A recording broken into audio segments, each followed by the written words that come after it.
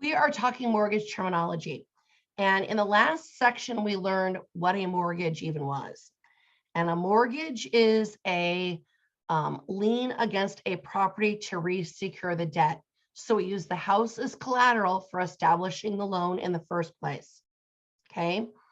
Here are some mortgage terminology or some definitions that are going to be a part of that agreement with that lien that a borrower agrees to when they purchase a home. Okay. The first one is an acceleration clause. And this says that if for any reason the borrower defaults on the loan and quits paying it, the bank reserves the right to move up the date that it's due. So let's say you've got a 30-year mortgage that ends in 2052. Okay. Let's say you miss a few payments in 2023. You can't just say, I've got till 2052 to get this sucker caught up. No, the moment you default and you don't make your payments on time, the bank reserves the right to move that date up from 2052 to 2023 when you miss the payments. Okay, it's an acceleration clause. An alienation clause says that when you sell the property or you transfer it to someone, the mortgage must be paid in full. Okay, so let's say I've got a mortgage on a property for $300,000 and I sell it. I can't sell it for $300,000 and take that money and go buy another property and keep this mortgage and keep paying on it. When I close this property, I also have to settle out the mortgage and then go get a new mortgage for whatever I purchase. It's not a personal line of credit. A personal line of credit would be a general lien. The alienation clause says a mortgage lien is specific to the property. It's an encumbrance, so it's attached to that address or that legal description. An assignment of a mortgage. This is very, very common. I've been told that about 95% of mortgages are assigned to another lender, and all of the terms of the loan remain the same. You're basically just cutting the check to someone else. So, for example, when I got my loan several years ago, I used a company called Gershman Mortgage here in the Des Moines area. I closed December 1st, I think it was, and within a month, Chase Bank had bought my mortgage and now was servicing it. We're going to talk about that here coming up in the next sections about a primary mortgage market and a secondary mortgage market. But this assignment of a mortgage allows that bank that originated my loan to sell it to another bank to actually now service it. Okay. And it's very, very, very common. Again, we'll be discussing that more in detail. An assumption of a mortgage is where we have a borrower take over your mortgage. They assume your loan. Okay.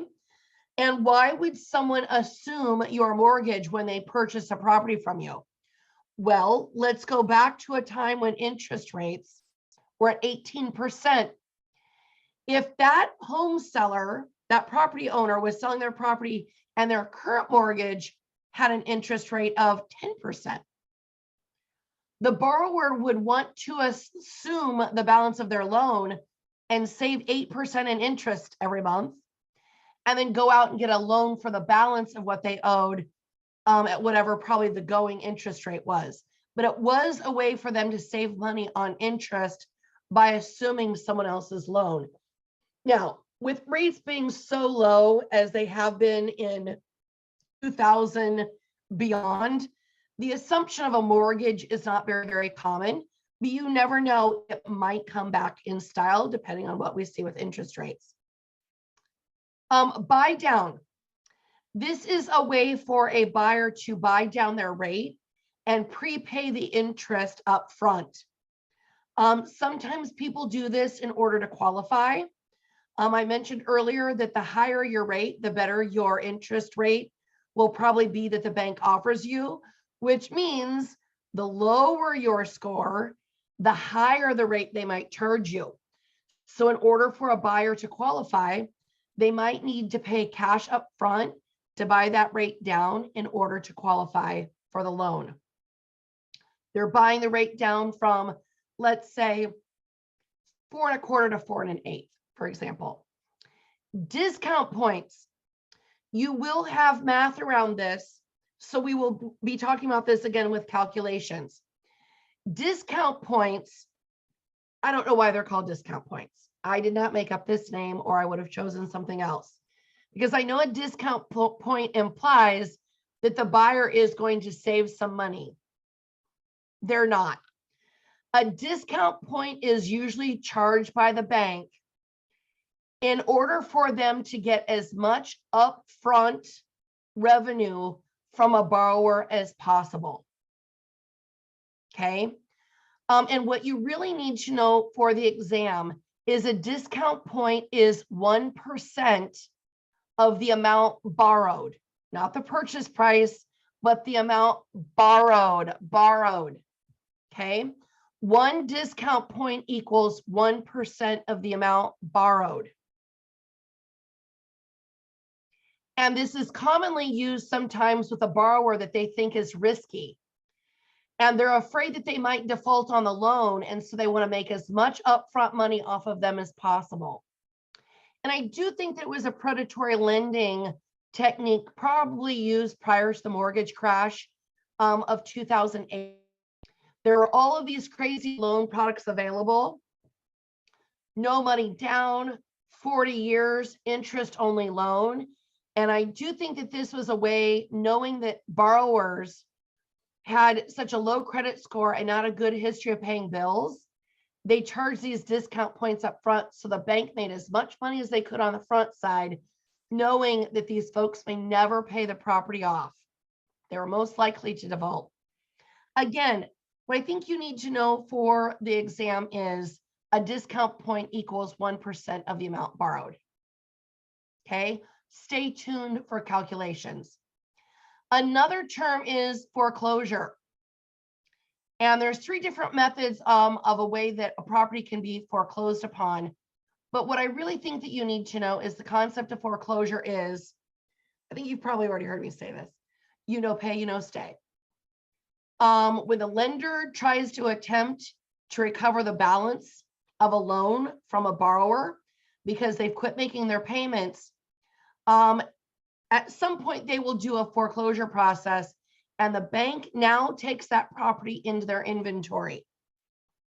That is known as an REO property, or real estate owned. Great test question that I could see as an option for you. So REO is real estate owned. That means the bank now owns it. They took it back from the homeowner through the process of a foreclosure. Okay. Now, another term that might be useful for you is, instead of going through that foreclosure process, the homeowner simply says, listen, I'm behind on my payments and I want this monkey off my back.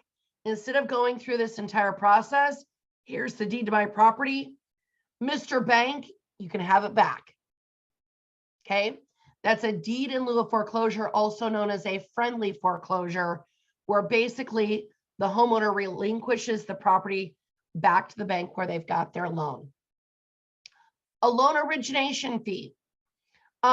This for many years was 1% of the amount borrowed, was a fee that the bank charged just to create the loan. Originate means create it. We've seen that percent come down to maybe 0.5%, or maybe even a flat fee. But that is a closing cost that a borrower will pay just to get the loan started, just to create it and originate it. A prepayment penalty is a fee that maybe a lender would charge if you're going to pay your mortgage off early. So if the mortgage was for 30 years and you pay it off in 10, there's a prepayment penalty that you owe to the bank because they want to try to get as much income off of you as possible. Now, I don't see a lot of prepayment penalties happening My understanding is they're illegal in Iowa. I'm not an attorney, though. I don't know if that's 1000% accurate. But I do think it's good for you at least to know the terminology. Another big one is promissory note. This is simply a promise to repay money. So when someone gets a mortgage, they will sign a promissory note agreeing to repay the loan and on what terms. And then the mortgage will come in and say, we're going to attach this as a lien to your property. And if you default or sell it, here are all the conditions that have got to be met. Okay, so it's a promise to repay a loan. We just reviewed this real estate owned with foreclosure. Satisfaction of mortgage happens when the balance of the loan has been paid off to zero. But there's 2 steps to it. To get a satisfaction of mortgage, you've got to not only have a zero balance on what you owe to the bank, but they've also had to release that lien and taken away the mortgage lien from the property. Okay, which means now you've got no title defect around having a mortgage. A short sale. This is an occurrence where a property owner owns more to the bank than what the house is worth. So they're asking the bank to forgive and sell it short of what they owe. So let's say they've got a mortgage for $250,000, but the house is now only worth $200,000. We're asking the bank to sell it short of that $50,000 and forgive that amount. A short sale does not mean short on time. I would say the average short sale maybe takes 9 to 12 months to close. It's a very tedious process where we've got maybe a foreclosure department and a short sale department at the bank that don't speak to each other. One's sending foreclosure notices, the other one's trying to negotiate this short sale. The current homeowner must qualify for it. They've got to show a letter of hardship. And then an asset manager has to decide how much of a loss they're willing to take. Sometimes they're willing to take a pretty good loss so they don't have to manage a property when the bank is in Idaho and the property is here in Iowa. Obviously, maintaining it, having someone mow, snow removal, electricity, heat, water, all those things have to be taken into factor. Safety. It's really hard to manage when you're not in the same location. So sometimes they're willing to do a short sale. Sometimes it makes more financial sense from the asset manager's position to let the property go through foreclosure. Now, one question that I do worry might come up on the exam is that amount that the bank forgave. Said, okay, you owed us $250,000, but we'll take $200,000. We forgive that $50,000. Do you have to pay income tax on it? And during the Obama years, there was a mortgage relief program created that said, no, you do not pay that as income, taxable income. You do not get a 1099 for it. Okay. The last one is the term usury, which means a bank cannot charge an excessive amount of interest rate. That's illegal. And so I tried to Google the term usury to give you an example, and it came up with the term loan sharking. Okay. So if you're going to borrow money from Tony Soprano, you might remember from that TV show, he would charge a VIG. So if you want to borrow $30,000 for 30 days, he'd charge this crazy high interest rate he called a VIG. It's short for vigorish. That's a crazy high interest rate for a short-term loan based on the amount that you're lending someone. That works in illegal activities, but it doesn't work for banks. So there, you've got some great terms here to review. I think alienation, acceleration, and satisfaction of mortgage are very important. Discount points we'll be doing math around. So stay tuned. And up next, you're going to review different types of mortgages.